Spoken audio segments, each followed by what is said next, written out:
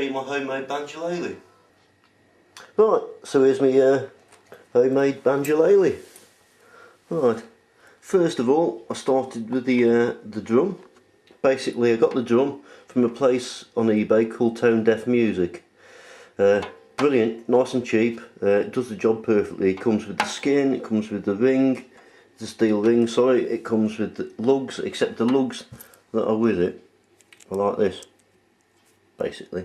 But I swapped them for some proper banjo ones, because I thought they looked neater. Right, then I'm going to go to my bridge. Now my bridge is American buffalo bone. I enjoyed carving that, and to be honest, because there's no wood there, it's just solid bone going straight through. I think it gives a beautiful tone. And then onto my tailpiece. Basically what I did is, to save any mess, I drilled some nice neat holes underneath, not obviously going all the way through, but when I drilled them towards the neck, if you want to me, at a slight angle, and then I cut the slots in with a saw.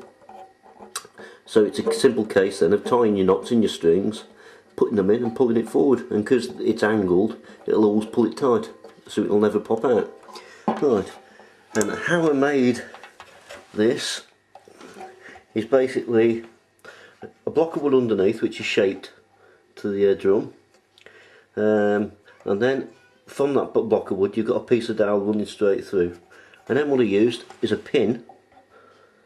Can you see the pin there? Yeah. So it can count a lever, and then off an arch top guitar I got the screw and the ring nut. Well, so you can adjust it. You can adjust the tension for the strings. Basically, I'll take you on to the resonator now. Now, I made the resonator using a rather big saucepan and a saucepan lid and a wallpaper steamer. Basically, I wrapped a piece of wood round the circumference of the saucepan and steamed it into shape. Well, basically, you know, worked it round, steamed it, and held it together with a piece of tape and to let it dry off and go hard. And then I used the lid of the saucepan. I took the handle off the top of the saucepan lid, and basically I used that as a mould. Then, using the same similar thing, I placed it on, steamed it, and then round the edges I put some clamps and kept clamping it till it was the right shape. The saucepan which I used was just an average one of these, you know, a nice big one. I took that off. If you haven't gone about, I'll just show you the inside of it. Right, here's the inside of it. Basically I've put a block of American black walnut there, a block of American black walnut there. I made a perch rod and I got one of them square nuts and I just inserted it there and finished it off with a bit of pearl, just to make it look neat, you know. And this mechanism is just a wedge mechanism. I cut the same shape there as that, so I wedge it in there and push it back and screw it on to one of the original lugs which it came with the drum, as you can see there. Oh, getting the wrong way. And you can see that's what I used there anyway. Anyway, I'm just going to put the lid back on.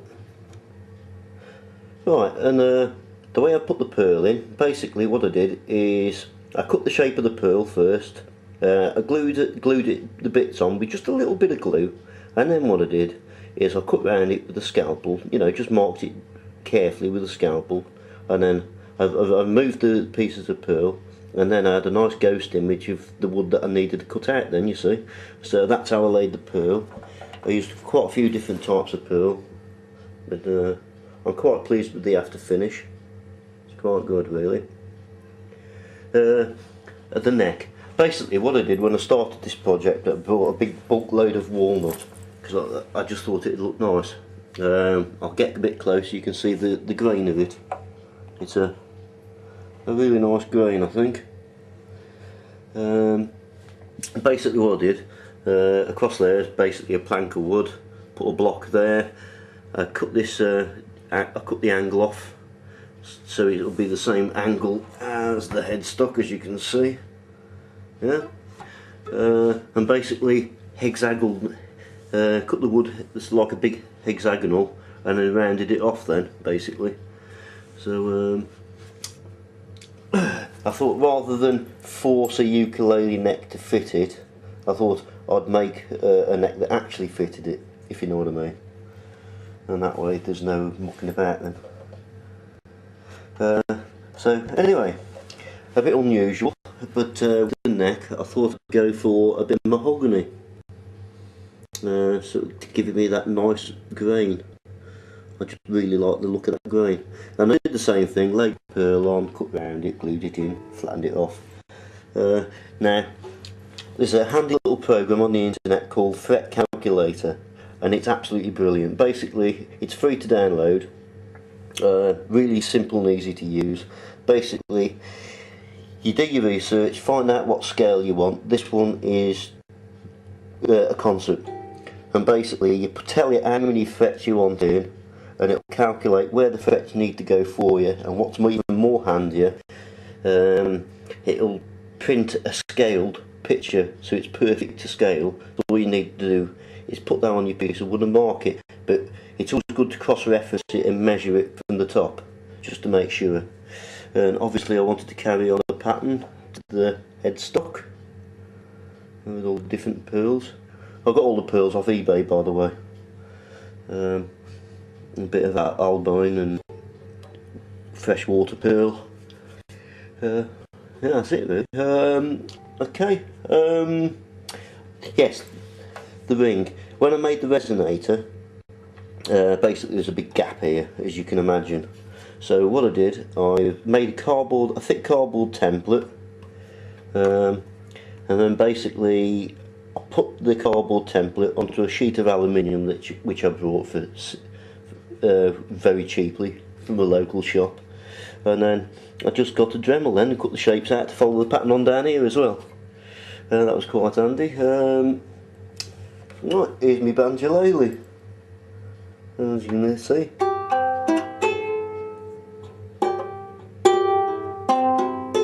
Sounds quite nice.